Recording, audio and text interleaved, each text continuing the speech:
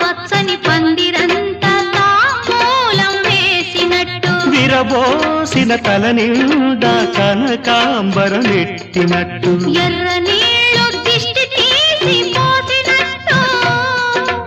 ఎర్ర నీళ్ళు దిష్టి తీసి పోసినట్టు కర్పూరం హారతి ఇచ్చినట్టు